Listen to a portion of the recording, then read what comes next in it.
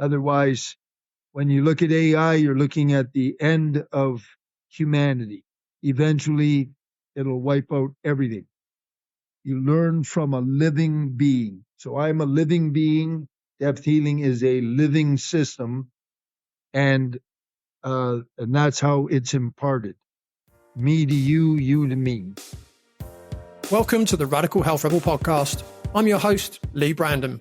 This work started for me several decades ago when I started to see the impact I could make on people, helping them to identify the root cause of their health problems that no doctor could figure out, including serious back, knee, shoulder and neck injuries, acne and eczema issues, severe gut health problems, even helping couples get pregnant after several IVF treatments had failed. And it really moves me to be able to help people in this way. And that is why I do what I do and why we have this show. In this episode of the Radical Health Rebel podcast, I have an enlightening conversation with Dr. Grant Kruhly, the founder of Depth Healing. Together, we delve into profound topics that impact human health and explore how we can reverse ill health through unconventional methods.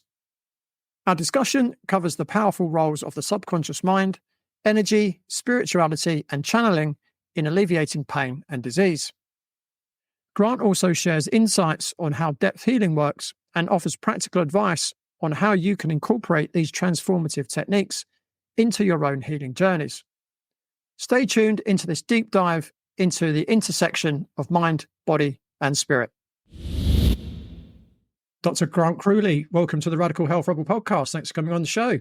Thank you very much. Honored to be here. Yeah, it's great to have you on, and I'm really looking forward to this conversation. So, to give the audience a flavor of who you are, could you share your life's journey, including your kind of academic and professional background that has led you to, being the person that you are today? Okay. There's a fair amount of water under the bridge there.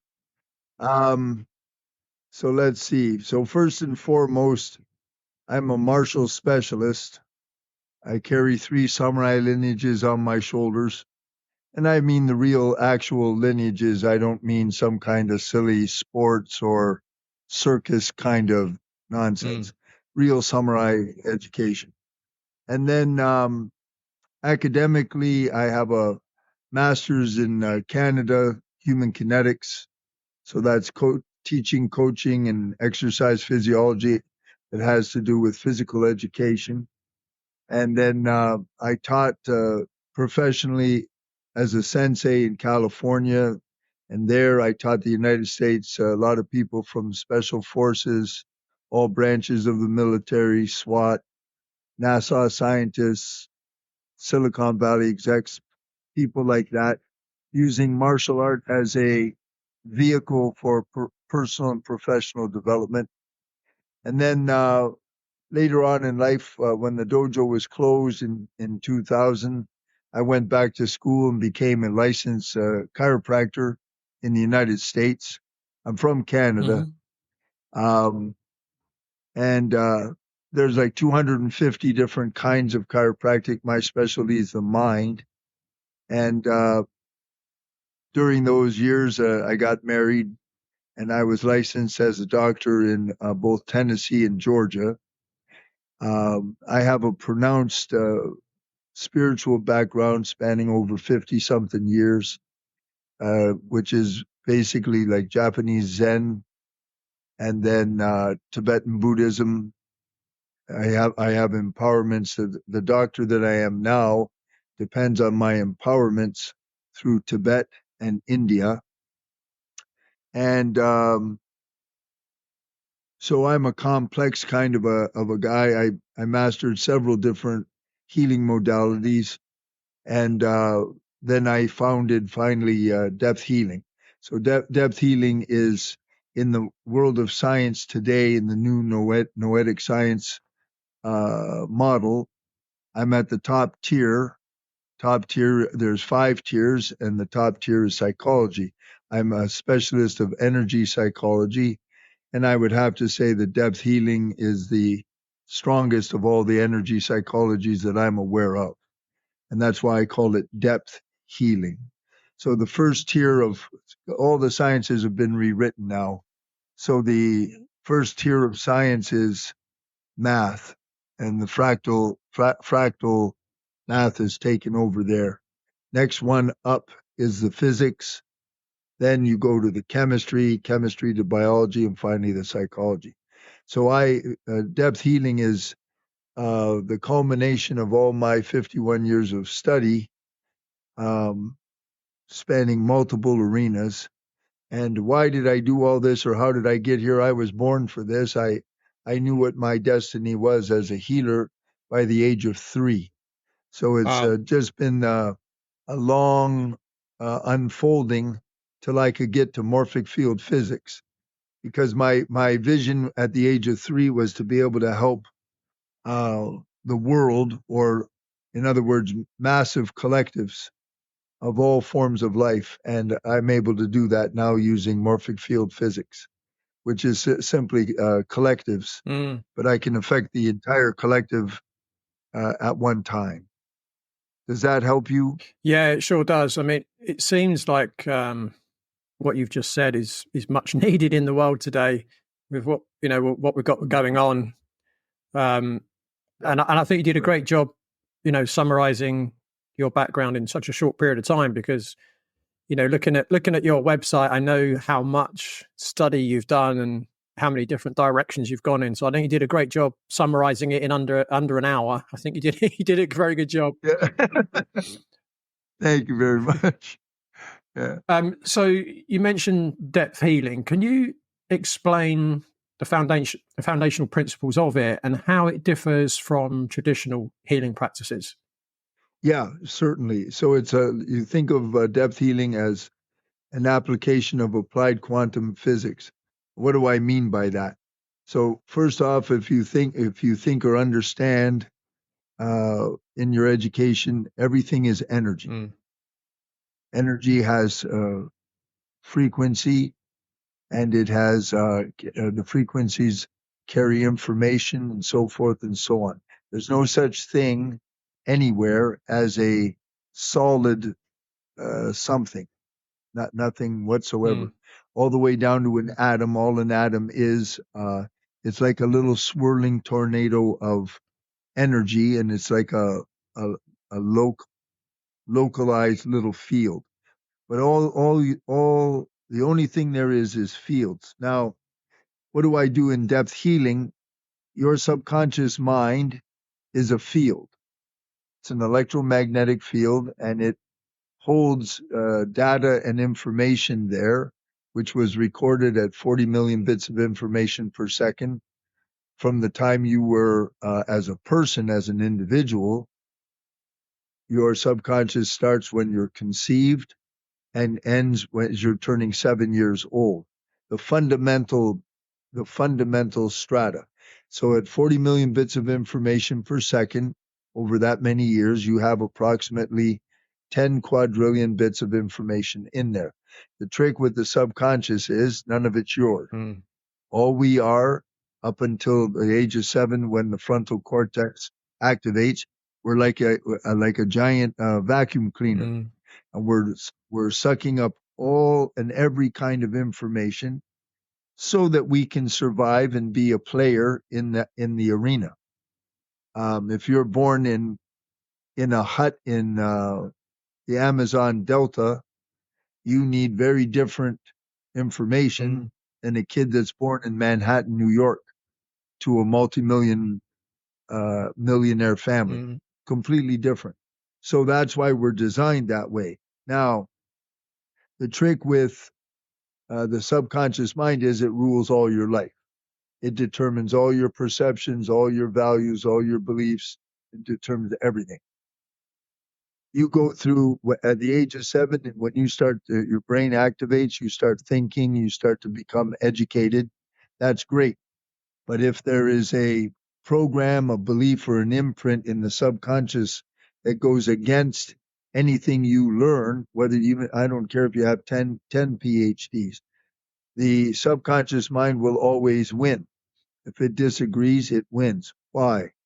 Subconscious mind has 1 million times more power than the frontal cortex does. The educated brain has the power of 1.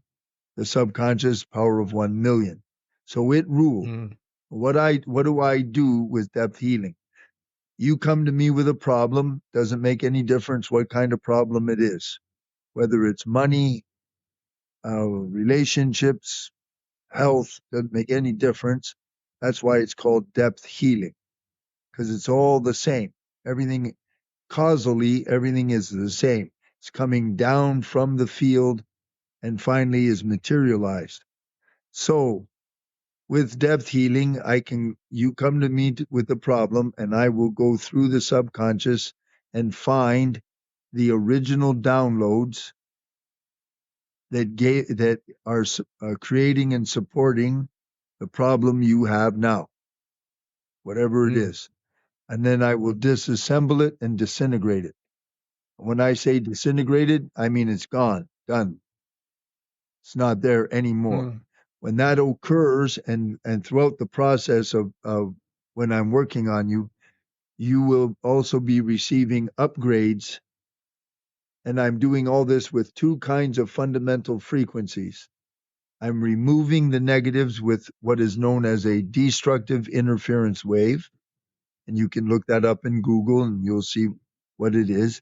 And I'm building up and reorganizing the brain, the nervous system, their subconscious with constructive interference waves. So it's a tear down, remove, and replace. Remove and replace, remove and replace. And in that process, when you remove a negative belief or imprint or download, and you're replacing that, their perception changes because that's gone. So the perception changes. Perception gives you your frequency, your vibration. Vibration gives you your reality by the law of resonance. So perception and the law of resonance are what are fundamentally governing all of your reality. What gives you your perception is the subconscious. What gives you your vibration is the perception. That's the frequency.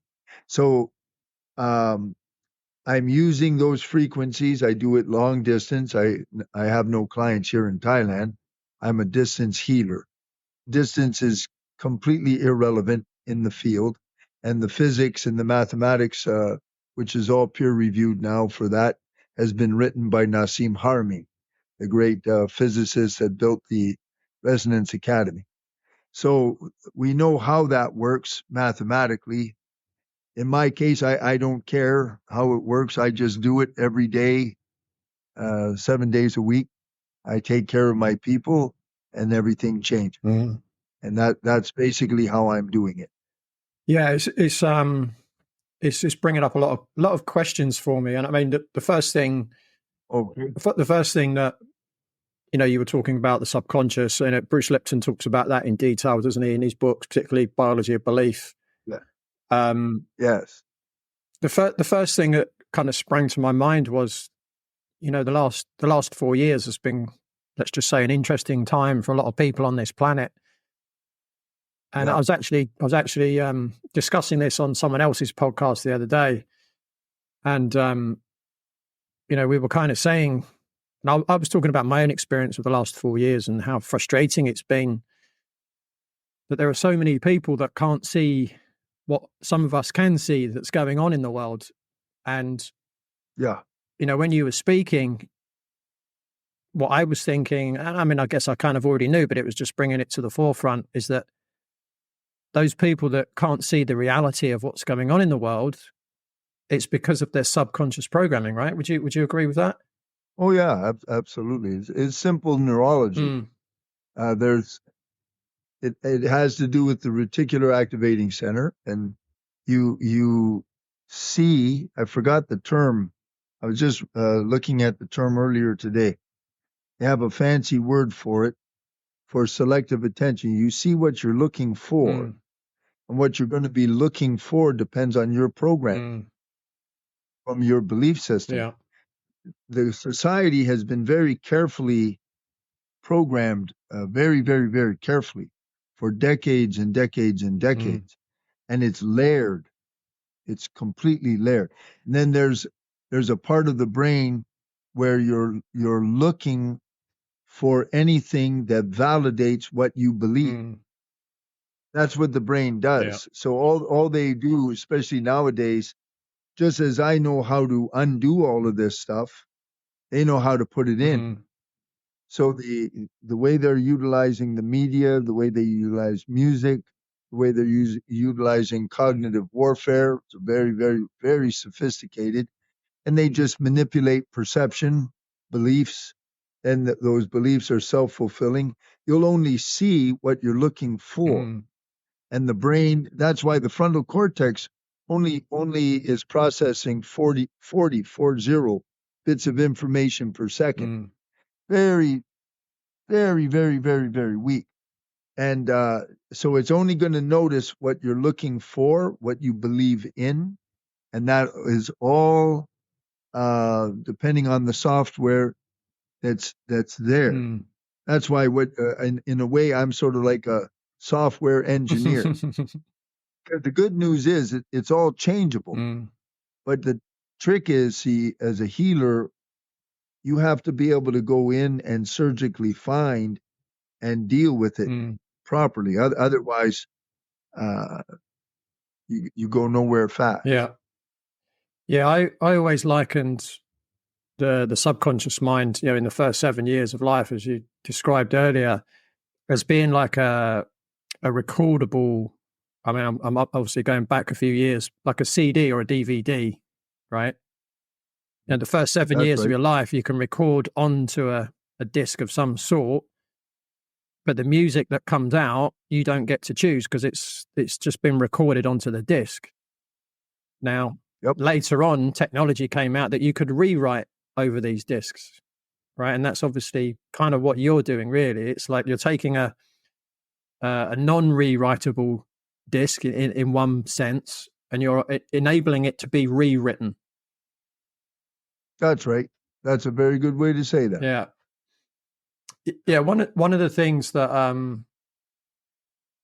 again, if you look at the first 7 years of life, we're born, we need our parents to look after us, right? When we're very small. And, our parents tell us no when we're going near danger. And then we get a little bit older and they hand us over to school teachers and possibly religious leaders. And they tell us what's right and what's wrong and what we need to do to be complimented or loved. And if we do this, we get punished. And that, in essence, really programs our subconscious mind, doesn't it? And I think what I've found in the last 4 years is that what I was seeing, there was a lot of people who were still needing to be told what to do to maintain being safe, and what they needed to do to receive praise, which was to go out and get some experimental injection.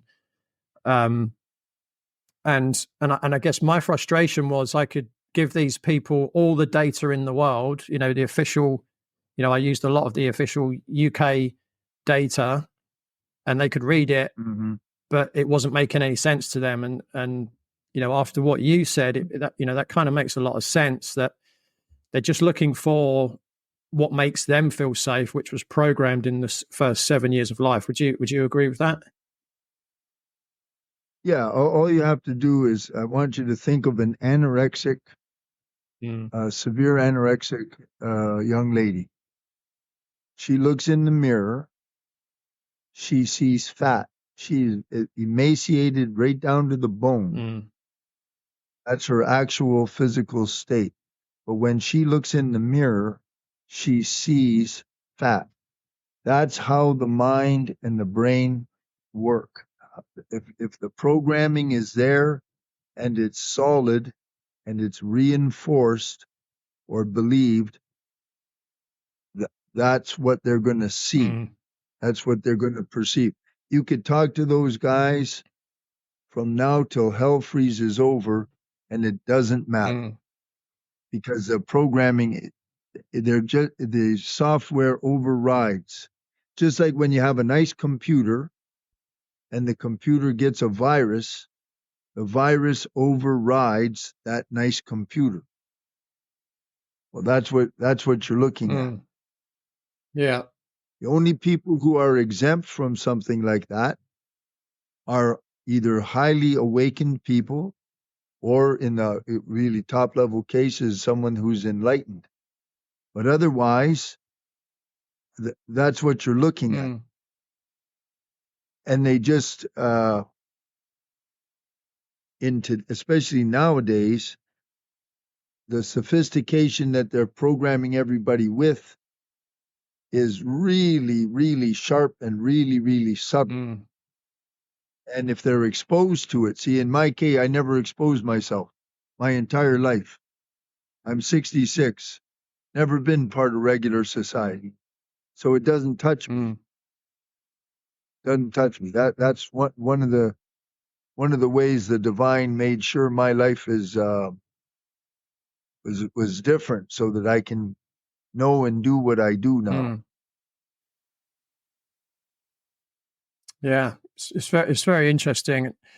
One of the things I was kind of discussing the other day is, I feel that, if we're gonna, as a species, if we're gonna end up in a good position, it seems to me like those people that are still stuck in their childhood programming are really the ones that we need to see what we can see, because if everyone can see what we can see, I think the game's over.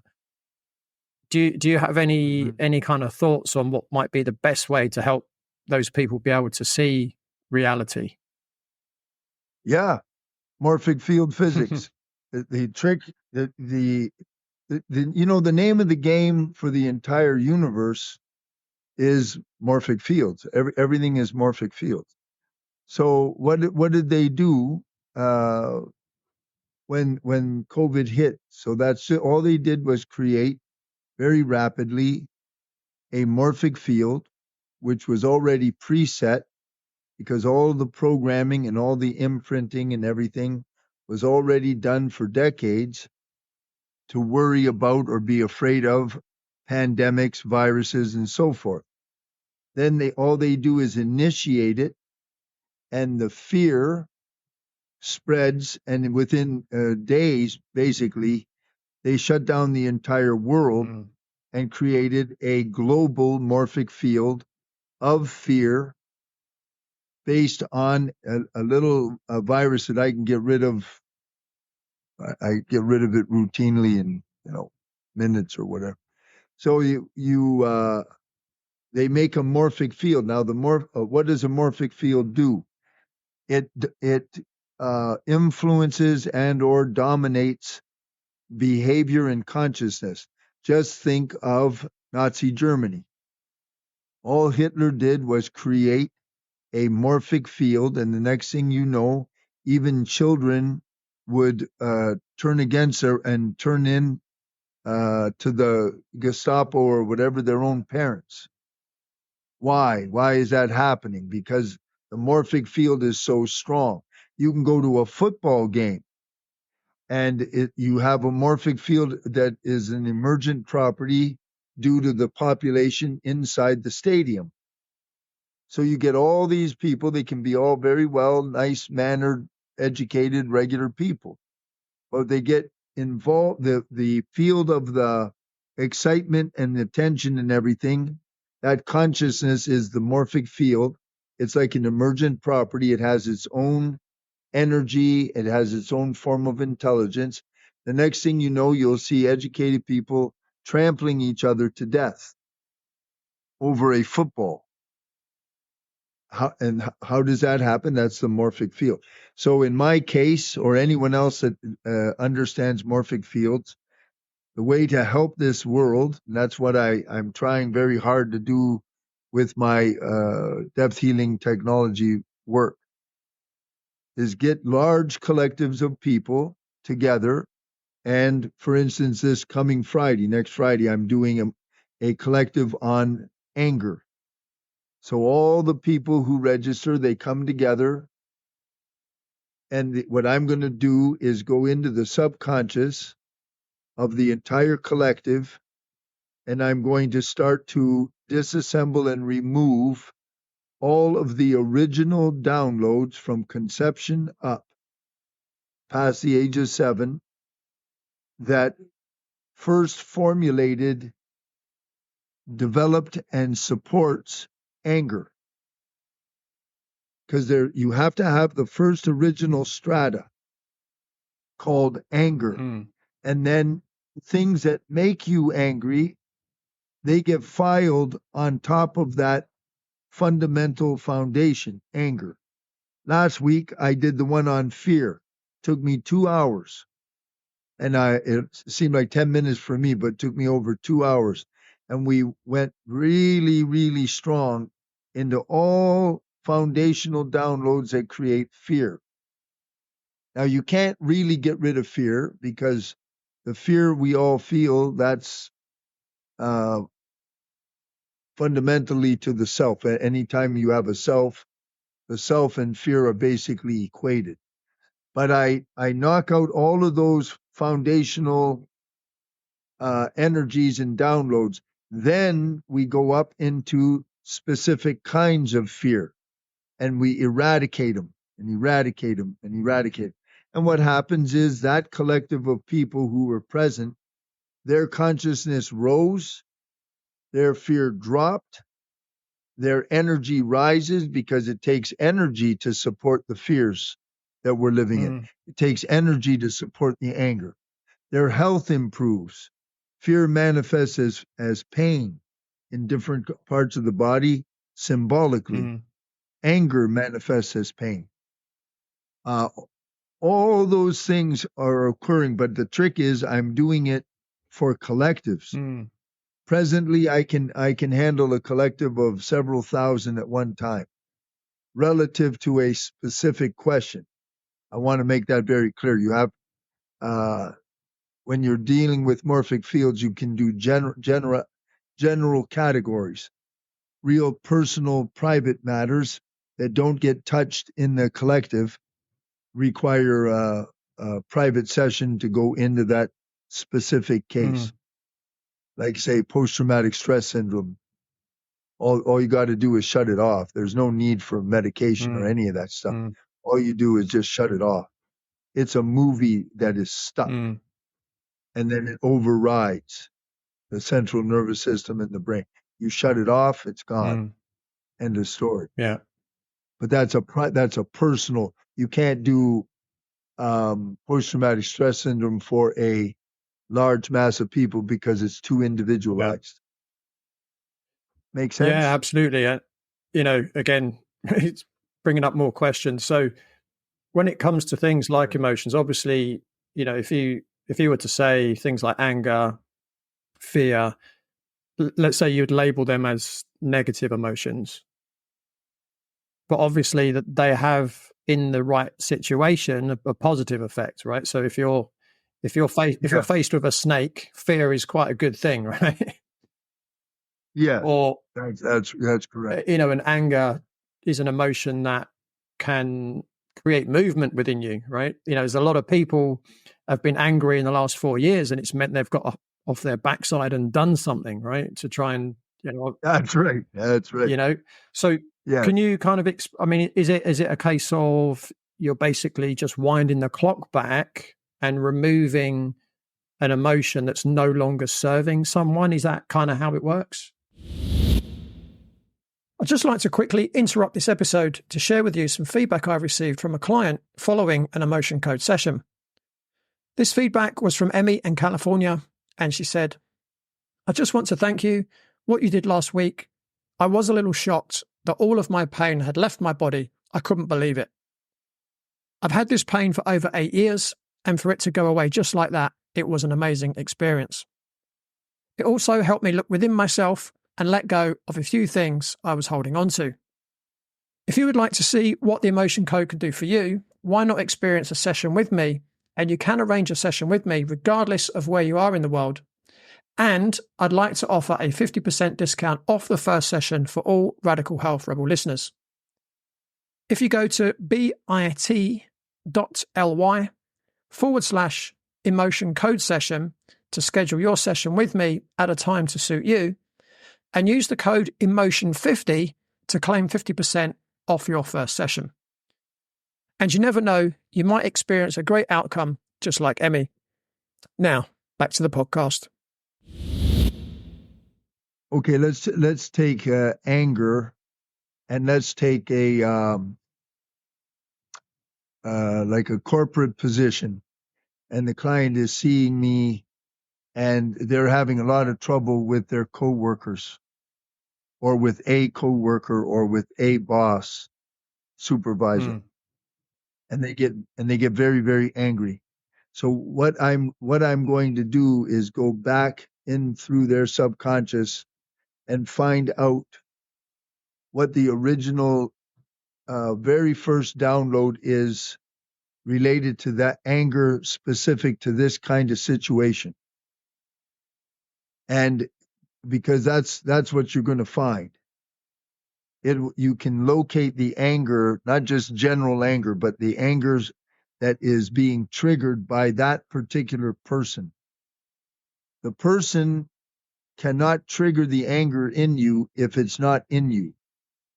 So please understand, there's no such thing as a victim, ever. No such thing. Everything is dependently arising, dependently ceasing. Let me say that again. Everything is dependently arising, dependently ceasing. So there's no such thing as a victim. But the trigger from that supervisor or whatever is triggering a particular program that had to have an origin. So I find the origin. I disassemble and remove it. First, you have to, in the disassembly process, I'm knocking out all of the entanglements that are associated with that, because there's never such a thing as a thing, right? Everything is entangled. So my system is designed so that I knock out all of the entanglements, and finally it's zero, it's gone. Then I go up to the very next exact download relative to this type of trigger. So I'm eliminating the triggers. Once I get the foundational triggers removed, I come up to present time at the age they are now with me, and I find out, is there still any program, any imprint whatsoever anywhere that is creating or supporting that trigger for anger with Mr. So-and-so. If there is, I remove it, and it removes easily because it has no foundation to stand on anymore. The underpinning has been removed. So it crumbles very easily. And then I will check for any kind of actual interference between the two people. Whatever that is, doesn't make any difference what kind of interference. If there's interference, I will remove it. When I remove it, you'll usually find those two people, the relationship heals, communication is restored. And now, did I answer your question? Yeah. It's led me to another question actually. So it just reminded me of a situation many years ago, over 20 years ago, and it was the last time I actually worked for an organization, and I was in a job I really loved at the time, in the same kind of field, but I was working for an organization, and my boss was fired. I thought he was good at his job, but the people above him didn't, and they brought a new guy in, and I got on really well with my previous boss, and almost straight off the bat, immediately, this new boss came in and he did not like me. There was something about me he just did not like. And he liked everyone else in the team. Right? I got on really well with everyone else in the team. He had no problem with anyone else in the team. But he used to get really annoyed. So I used to have a cup that I used to drink water out of. And just me drinking out of that cup used to annoy him, right? And I remember one day we used to have meetings in the west of London. I used to live in North London, and it wasn't that easy for me to get to via London transport. And there was something wrong with the tube system that day, and I turned up maybe 10 minutes late. I'd given myself 3 hours to get there. It was like an hour and a half journey. I ended up turning up about 10 minutes late. Disciplinary. Like, oh, okay. Like a bit harsh, but okay. And then the next month we had another meeting there. So I got up extra early. I get there and he didn't turn up at all. Now I'm talking hundreds of people and it turned up. And it was his meeting. He didn't turn up. Turns out he was drunk the night before. Couldn't get out of bed, right? Didn't even turn up at all. And by about 11, so the meeting was meant to start, say, 8 a.m. By 11, we all just went, oh, well, let's just crack on with the rest of the day. So, of course, nothing happened there. And then a very good friend of mine, so we used to have company laptops. This was when laptops first came out. So it was a long time ago. And he left his laptop on a train. Right. So it's gone. I mean, laptops back then were probably like $5,000, right? Nothing happened to my friend. Right. So he's just lost a $5,000 laptop. I turn up 10 minutes late. I get a disciplinary. And then something else happened. I can't remember what it was, but I used to cover the whole of the UK. My other colleagues covered very small areas in and around London. I used to cover the whole of the UK. And my boss kind of came in and he said, well, you're not getting the same numbers as everyone else. And I said, yeah, but I'm spending half my day in a car or on an aeroplane. How do you expect me to get the same numbers? And he's like, disciplinary. And then in the end, he just sat down and he went, this isn't working, is it? And I was like, what do you mean? And he said, well, this isn't working. And basically, I ended up handing in my notice. I just thought, I know where this is going. But it just really reminded me that there was clearly some trigger. Maybe he'd had something happened when he was much younger, and I had possibly subconsciously reminded him of this other person. That's right. That's kind of there's something in you. He's looking at himself, and he doesn't like it. Yeah. So that was really interesting. So, yeah, well, that's why I'm able to help that kind of thing usually quite well. But in that particular case, see, I can go surrogate through you to him, but it would be more effective in that case if I could speak to him. So I could, you know what I mean? Yeah. I can go surrogate and try to find everything between what's going on through you. But in that case, it would be most effective if I spoke to him. Yeah.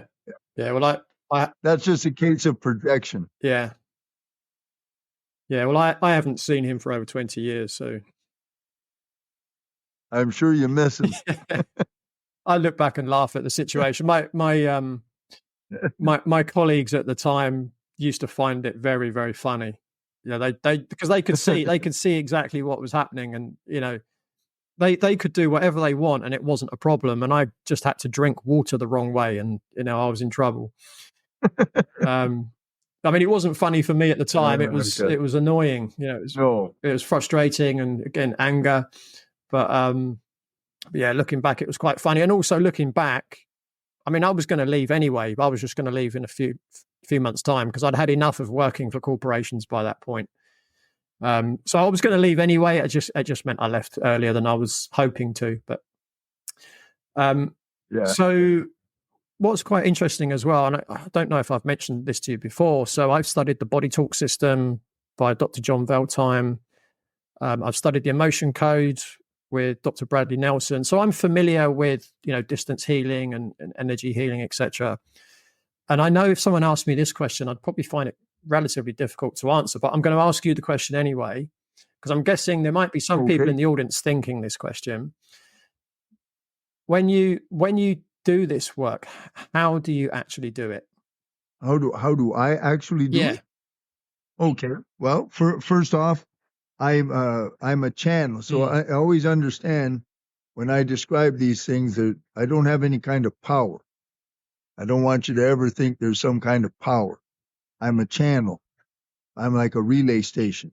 And I'm directly connected with the divine. And I mean that in the literal sense. So my empowerments for the kind of abilities I have are coming through Tibet and coming through India. I have empowerments through Japan too, but I don't use them anymore. What I do is when the client comes on with me, all I have to do is be able to see them. I need to be able to see them.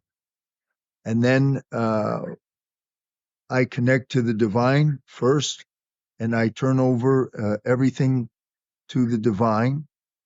And then I'll have my client has their eyes closed, and I will ask the question. They tell me what they need to tell me. So let's say I've already talked to them. I know what my targets are, what their problems are, what their issues are. So now I'm going to start my surgery. So then their eyes are closed, and I will have them repeat questions. Question is of critical importance. Took me many, many years to understand how to frame the question, because the question is going to open up specific files in their subconscious. Then took me over a decade to really, truly master the ability to talk to the field.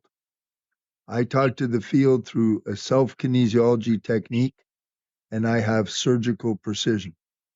So they ask the question, opens their files, and then I find what is the frequency. Let's say I'm asking if they say, I have severe pain in my right hand. So I'll have them say that. I have severe pain in my right hand. And I have them say, why? And as soon as they say why, I have a list of my special frequencies on the negative side. And I'll find the correlate, the destructive energy field. What is that energy causing the pain? Then I remove that. When I remove that, I go over to the positive constructive list. And their field and the client's field, the client's consciousness, their body, their nervous system tells me what to do. I don't select anything. So when I go to the positive frequencies, what frequency is it that is needed to go in the place of what was just removed? And sometimes there will be something I have to disassemble it with a lot of entanglements for a long time. And that leads to another thing and another thing and another thing until I finally get zero. Nothing is causing pain in that hand anymore. Then I will say, they'll ask the question, if 10 on an arbitrary scale, if 10 means that my hand feels completely, perfectly normal with perfect function, what is the energetic state of my hand right now? So let's say it comes down to a 5. Then I start the questioning, why is it only a 5? And we go through that.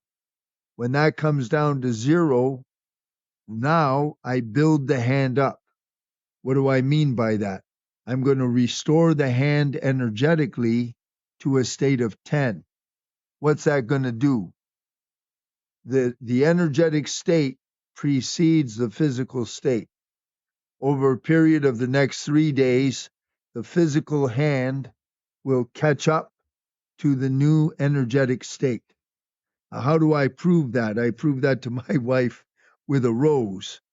So we were out at noon with some guests at an old age home here in Thailand, Chiang Mai, and it was a very, very, very hot day. And my wife's name's Oi, and I gave her a long stem rose. It was brand new. We picked it right there. Beautiful rose. So Oi loved her rose, so she put it in a little dish of water, a little bottle of water, and put it in her car. Her car's black, the interior's black. And then we went to lunch. So we were at lunch maybe 2.5 hours. When we came back with that car sitting in the sun, it was about 120 degrees Fahrenheit inside that car. And the rose was completely destroyed, just all the stem and everything was done. So we drove home, and Oi took the rose out of the car, put it on the picnic table. She went in the house to do whatever, and I picked up the little bottle of water with the rose in it, and I infused it with a couple of frequencies. Then I set it back down. That was about 6 p.m. The next morning, when we woke up, over the period of those hours, that rose was 100% fully perfect and restored. The stem was ramrod straight, and it stayed that way for the next 5 days. So I do that to organ systems, to the physical structure of the human body. If they have a heart problem, I remove what's causing the heart problem, then I restore the heart, and 3 days later, they feel good. And I do that 365 days a year. Mhm. That's the way depth healing works. Did that answer your question? Yeah. So again, I've got more questions popping up. So Okay. something you said, which I'm quite interested in, you said you do it through Tibet and through India. Can you explain what you mean by that? Yeah, when I say empowered, what is an empowerment? I'm just adjusting myself because I was in a car accident a while back, and I have a real bad sciatic nerve. So what does an empowerment mean? Through Tibet, I have empowerments with Padmasambhava, who was a great, very advanced being, and he was the one who brought Buddhism to Tibet. And an empowerment means, if you were to read the research from William Tiller, who is a great scientist, was tenured through Stanford University, wrote a lot of excellent books, and in his research, he describes this kind of thing. You have the Annamaya kosha, which is, you have several koshas, are various bodies. The Annamaya kosha is the physical body, and then you have the Pranamaya kosha, which is the energy body. And in that energy body, that's the chakra system and the nadis and the meridian system. That supports and gives life to the physical body. Period. And end of story. Then you have mental body, emotional body, and so forth, bliss body on top of that, as you move out from the center.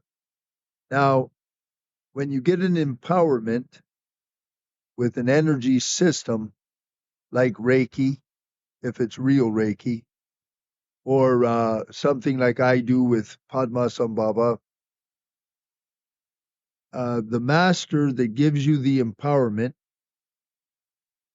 he's conditioning the pranamaya kosha, the energy body, to be able to carry and channel those heavy, stronger frequencies of energy. If the pranamaya kosha is not properly conditioned, and you try to channel energy or frequencies, you can really get hurt bad, really bad, because your nervous system cannot handle, and your energy body cannot handle the big frequencies. So a empowerment means that you have been qualitatively conditioned to carry these big, powerful frequencies. So with Padmasambhava, the empowerment is for the destructive interference waves.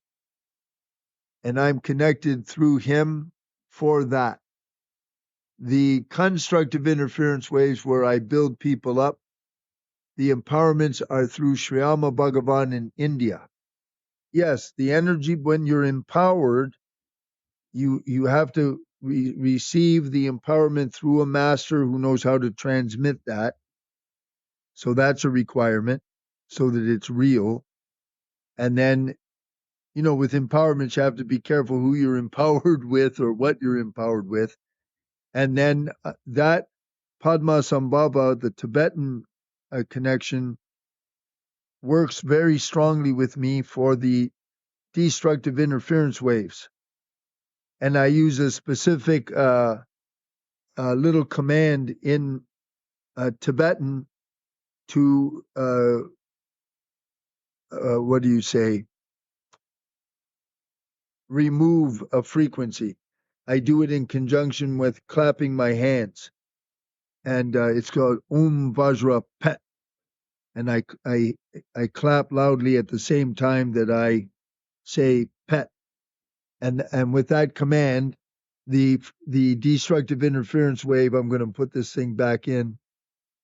The destructive interference wave is sent, and we know from science, Bruce Lipton will talk about this in his lectures, when an energy healer like myself is engaged, the subject or the client receives 100% of the signal in real time.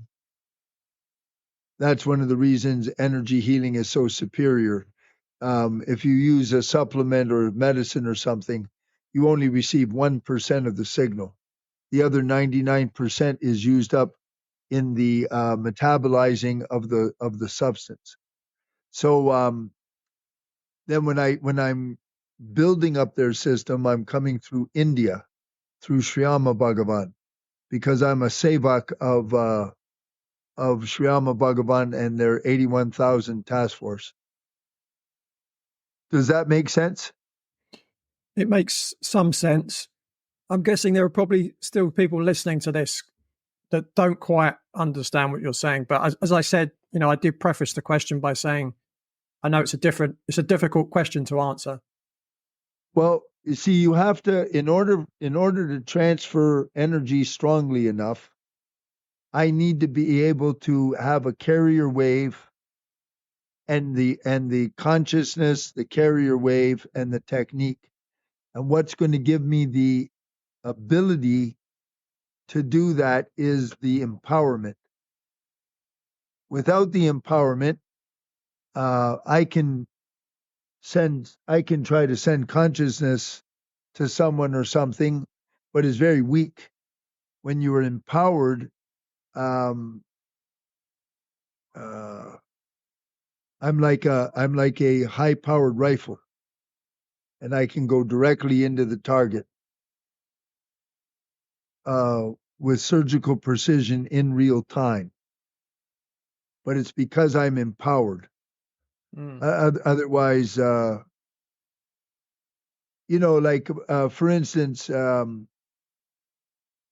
we know that with Heart Math Institute and Roland McCrady's research, if your heart is in a state of high coherence, you can be in a small room with some people, and if your heart is in a fully coherent, you can affect the state of the other people. Their state will register your presence, and you will help organize their hearts and their fields.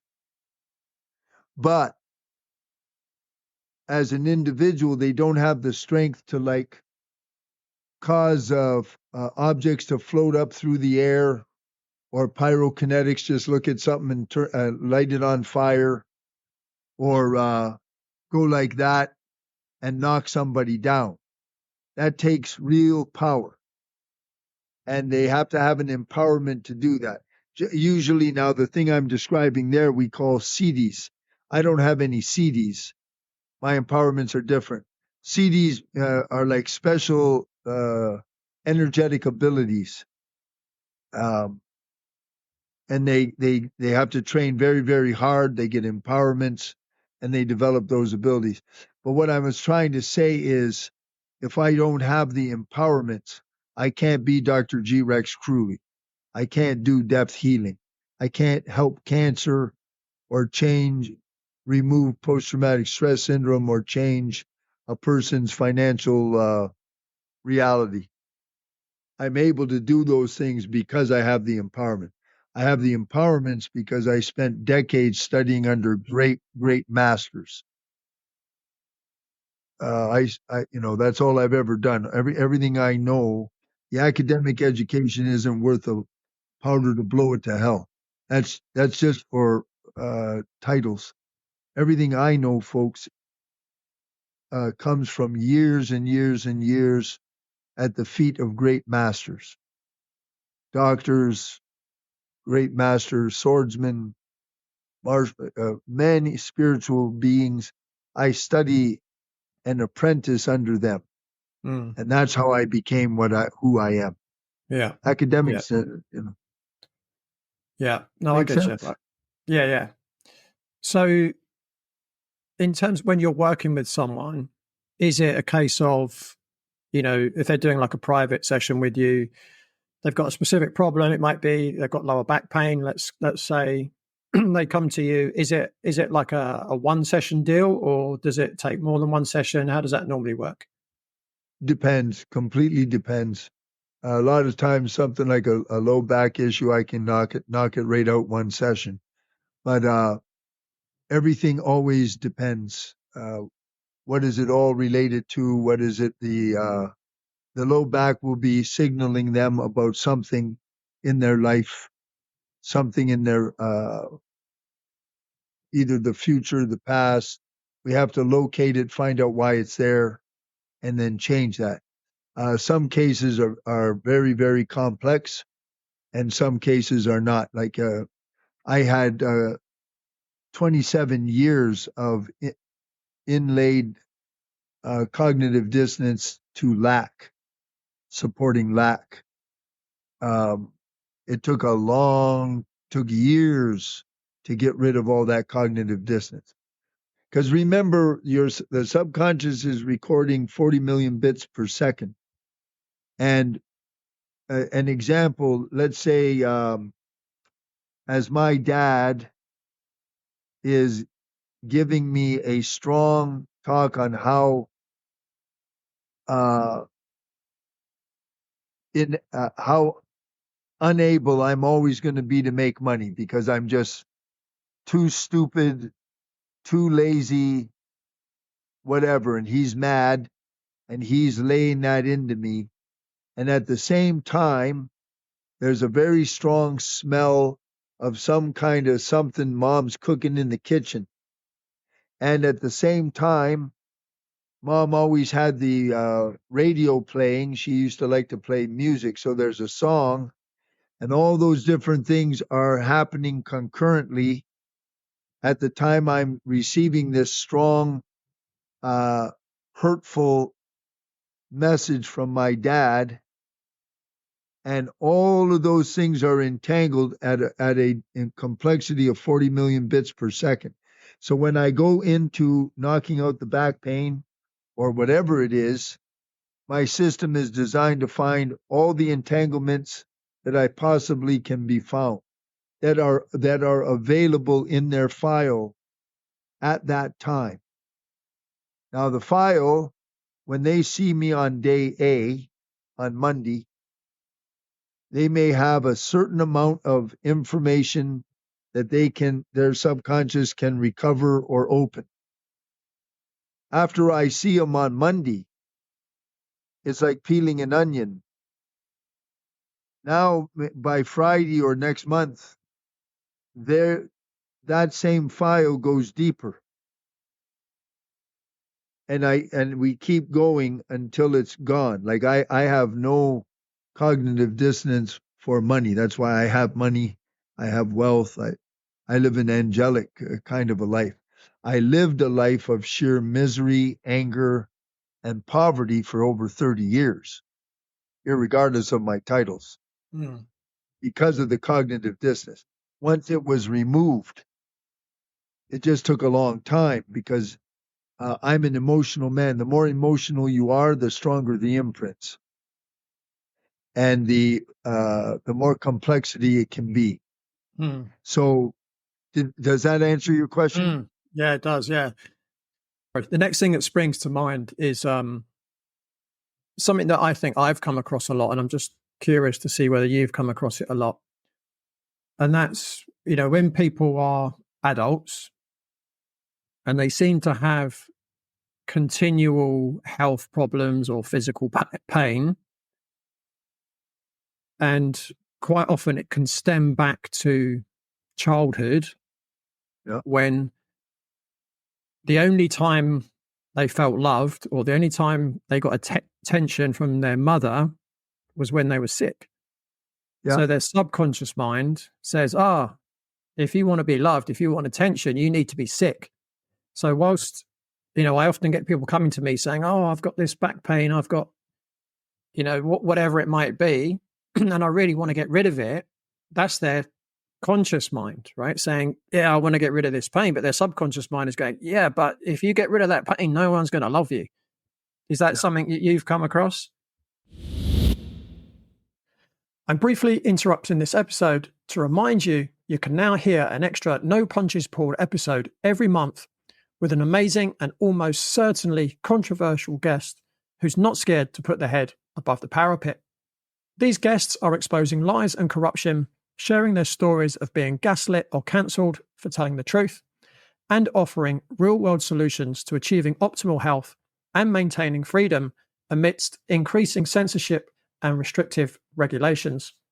These are the types of episodes I started producing back in 2022, for which I was cancelled on Facebook, Twitter, YouTube, and deplatformed from LinkedIn. These additional episodes are for subscribers only.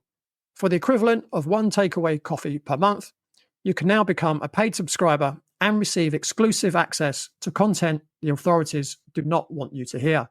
I really hope you can support the podcast to help it continue, and also to help me bring you even better, more controversial, educational, and inspiring guests. Subscribing to the Radical Health Rebel podcast is a much more productive investment than supporting organizations that feed you lies, propaganda, and predictive programming like TV licensing, cable, satellite, and major film streaming services. Subscribing to the Radical Health Rebel podcast to receive premium content couldn't be simpler. Just go to the show notes, click on support the show, and follow the instructions. In fact, why not do it right now? And once you've subscribed, come straight back and listen to the rest of the episode. For the equivalent of just one takeaway coffee per month, let's rebel against the mainstream narrative and create a healthier, fairer, and freer world together. Thanks for listening and for your support. I not only come across it, I lived it. That's because my family abandoned me emotionally at the age of 6. And the only way I could ever get attention or somebody to touch me, I used to develop like a tummy ache or get sick. So mom would put her hands on my tummy and she would give me attention. I grew up that way. So sure enough, I always had trouble too. Always. Always, always, always. It has to be disassembled and removed. And that's the kind of complex that may or may not take quite a while to knock out. It depends on how they develop through the years. But yeah, that's very common. Absolutely. Yeah. Absolutely. So as I've said before, I have a lot of clients that come to me because they're in pain. Do you have like a success story that you could share of someone that came to you in pain and how you helped them with that? Absolutely. Donna's a sweetheart of a lady. She's, I think, just a little bit younger than me. I'm 66.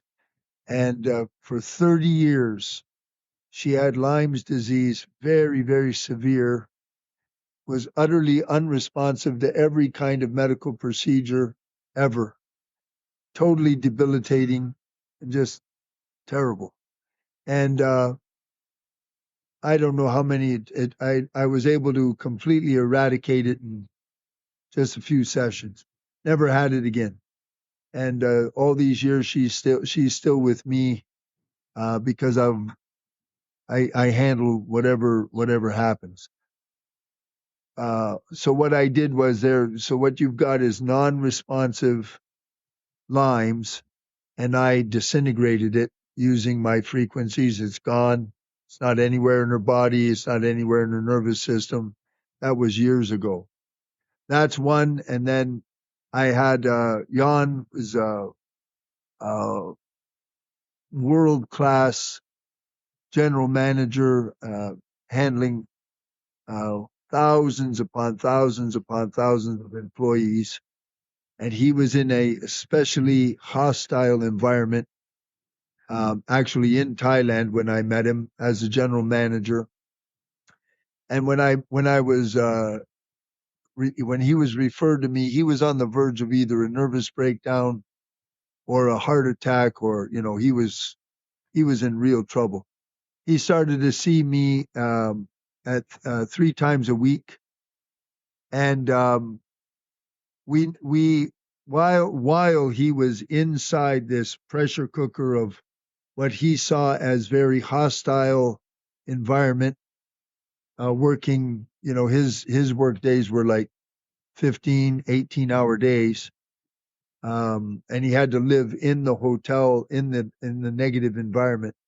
And we still raised his immune system up 10 times stronger than it had ever been recorded in his medical history, which means if you understand how the brain works and cortisol, when cortisol is dumped that heavily into the system, it shuts down your immune system, and you can get sick really easy. We ramped his immune system up 10 times stronger inside the stress. So basically what we did was, with depth healing, we made him superior to the environment, within the environment in real time. And that's all recorded. His primary healthcare physician is Dr. Ahmed in Bahrain. And he had been with Ahmed for over 10 years.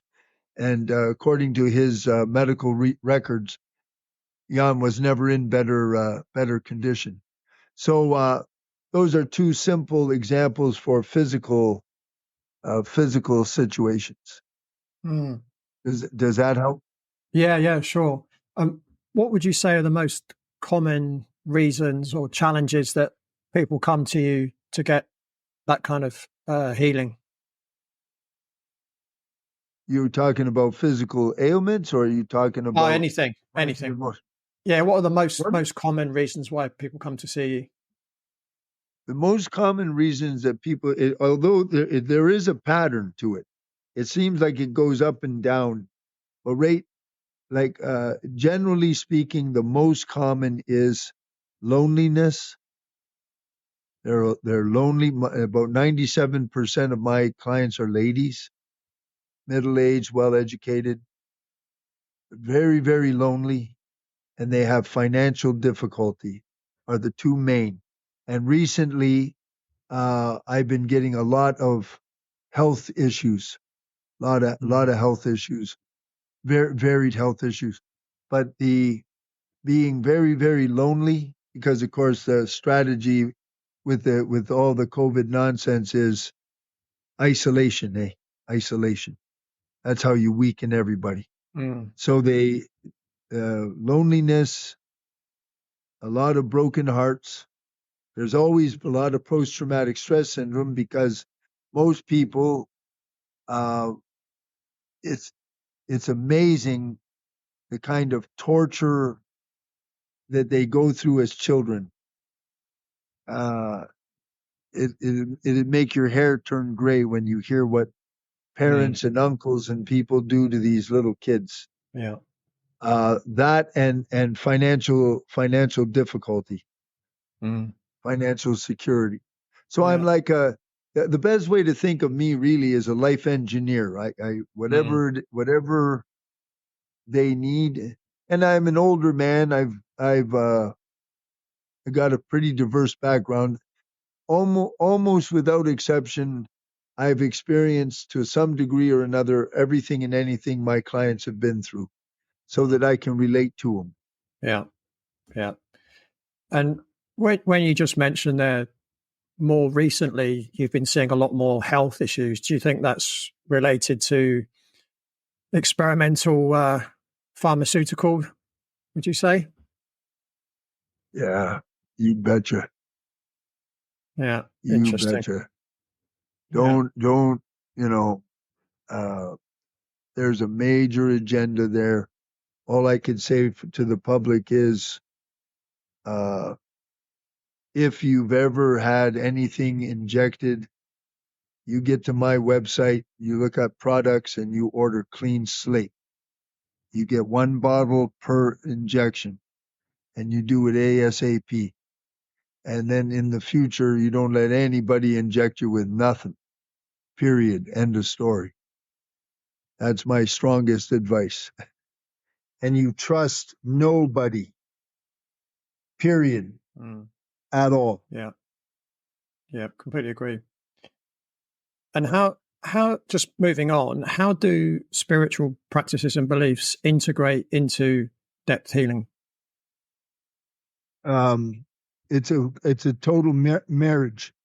You can't separate with when it comes to me. I'm I'm mystic utilizing science. So there's no way to separate that. So my as I told you at the beginning, I channel the divine, and I'm in direct communication with. I'm supported by. Everything I do is through that. The form, if you're familiar with the term bhakti or bhakta yoga. So I'm a bhakta, which means I have a direct relationship with my divine, and I function and do everything using that. And then that, the science, the frequencies and so forth, is like the tool. But my knowledge and my wisdom is coming through from above that. I have all my study and my experience as a man and all the masters I study with, yes, but I'm upgraded every single week through the divine, by the divine, through Shriyama Bhagavan in India, and that's uh, there is no depth healing without the spiritual component at all. Yeah. Yeah. Yeah. And what advice would you give someone who is seeking to begin their healing journey with depth healing? Oh, just get a hold of me, and because I do everything. Nobody does. I am, and I don't mean it narcissistically. I am depth healing. So the depth healing is not something that can be transmitted or taught, because it lives through me, and it's a relationship between me and the client. All you do is get a hold of me, and I'll take care of you. We just talk, and you explain to me what's going on, what you need, and then we just go to work and start changing it. So And it's a bit different. Of course, go to my website. I have writings there. We have videos there. You can see the testimonials there. Um, I try to go to fairly good lengths to explain how these things work, why it works, what's going on. There's lots of information there. So if you go to depthhealing.org, that'll help you in a big, big way. And then other than that, this is a living system. This isn't like AI and that kind of garbage. AI is garbage. Okay. I want you to understand that in no uncertain terms. When you want to learn something, you don't learn from a machine. You learn from a living being. Otherwise, when you look at AI, you're looking at the end of humanity. Eventually, it'll wipe out everything. You learn from a living being. So I'm a living being. Depth healing is a living system. And And that's how it's imparted. Me to you, you to me. Does that make Yeah. sense? Yeah. So it's a little bit, so when you say that, you are depth healing, it's a bit different from when Anthony Fauci says he is science, right? Yes, it's significantly different. Brilliant. Fauci, as far as I'm concerned, is a buffoon. Yeah. Yeah. And what's next for you, Grant? What's next? Oh, the only thing that's next for me is to build up my morphic field collectives. Like at the time of the Muhurta on January the 15th, I used to have, just 20, 40 people a month. And then at the time of the Muhurta through the divine, which is the only way you can explain this since we don't have advertising or anything, over 18,000 people tried to contact me and get on the Seva ceremony for the Muhurta. So Seva ceremonies are free. The Muhurta, it was a galactic event. It's gone now. There won't be another Muhurta for about 250,000 years. So there was over 18,000. We were only able to facilitate 1,000.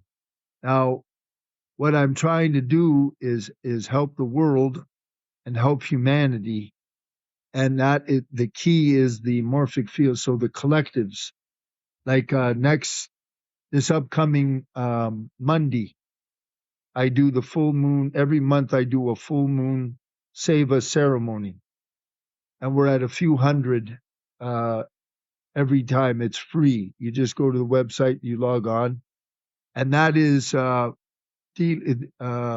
that's a spiritual. What I do is I tie directly into the Great Compassionate Light directly. Everyone is there. They have two prayers prepared. One prayer is for themselves. One prayer is for the world. And then we go through the 10 programs. This one is the 6th program. So we've already done the 1st, 2nd, 3rd, 4th, and the 5th. So that the 6th program is the global collective. 7th program is the solar system. 8th program is the galaxy. 9th is the universe. 10th is other realms. So we're going through those programs and invoking divine support and the rewriting of or the rescripting of people's lives relative to their wealth in this year of 2024. Then on Friday, on the 26th, I'm doing an anger collective. Those collectives, there's 2 per month, and I do 1 subject per year. So they're different categories. And that has a limited seating of 100. The Seva ceremony is unlimited. I could take 40,000 people, doesn't matter. And if I can just build up the groups, we can really make a difference for global calamities, for peace, for altering consciousness on large scales. I have those kind of empowerments. I just need the people, and that's why I'm alive. That's why I'm here. That's what I'm. That's the only thing I do is for my clients and for people. Yeah. I'm going to make a audio program. It'll be my very first, and I'm ramping up for that. It'll be a very like a life engineering. Like I'll do everything. It'll be a deep program, audio program that'll be part of my intellectual legacy, and as a physical legacy, I intend to build a architectural masterpiece home, so that when I die, that home says I was here because I'm the last of the Kruhlys. When I die, there are no Kruhlys left on earth. And that's a big long story, but I'm going to build that house. That's the only things I want to do personally. Everything else I do is for people, for the world. Yeah. Amazing. There is actually another question that's just popped into my head that I was Sure. going to ask earlier, but it popped out. So when you're in a session with someone, do you ever find, for want of a better phrase, blockages or whatever it might be, that's been either inherited from previous generations Oh, yeah. or in fact has been from a previous life? Yes. That's programs 1 and 2. Program 1 is past lives. Program 2 is the genetic programs that go back 6 generations on your father's side, 6 generations on your mother's side. So, and that it would include things like karmic debts and curses. And then there is things that have to do with your intelligence, attitudes toward life that can come in through the second program, genetics. And then, of course, past lives. Programs 1 and 2 are pulled into your field at the moment that dad's sperm enters the mom's egg, right at the moment of conception, based on resonance. And those resonances are dad and what he's thinking and mom and what she's thinking, what their state is, what their geophysical location is, everything. All of those frequencies draw in the genetic traits and the past life traits, both good and bad. They all come in at conception, and then they mature over time, depending on timelines and how things go. And then the third program is from conception until the end of the first 6 hours after you're born. Then after the first 6 hours of birth, then the fourth program starts until you turn 7. Fifth program is 7 years old to whatever age you are now. Sixth program is the global collective, and then it goes up. So from the fifth program down, well, no. Third, fourth, and fifth are my primary area of expertise and influence. I can influence to a certain degree through the divine, because you need the divine intervention for programs 1 and 2. 2 is easier than 1. Programs 6, 7, and up, strictly you have to have divine intervention. There is no human being. I don't care who you get or what they know. They can't affect global, solar, galactic. That's strictly in the realm of the divine. That's why I have those connections, and I have the ability to ask on behalf of the client for things to change, and that's what I do. Yeah, amazing. And just before we finish up, can you just remind people of your website? Yeah. Just go to depthhealing.org, not .com, .org, and you'll find me there, and everything's right there. And I'll look very forward to helping you. Whatever it is, we'll take care of it. Awesome. One way or Great the stuff. other. Yeah, amazing. Grant, thank you so much. This has been certainly one of the most fascinating conversations I've had. This is, I've done over 100 episodes, and this has certainly been one of the most intriguing. So thanks again for your time. Thank you so much. Thank you for saying that, and God bless you. Thank you very much. So that's all from Grant and me for this week. Don't forget to join me same time, same place next week on the Radical Health Rebel podcast. Thanks for tuning in. Remember to give the show a rating and a review, and I'll see you next time.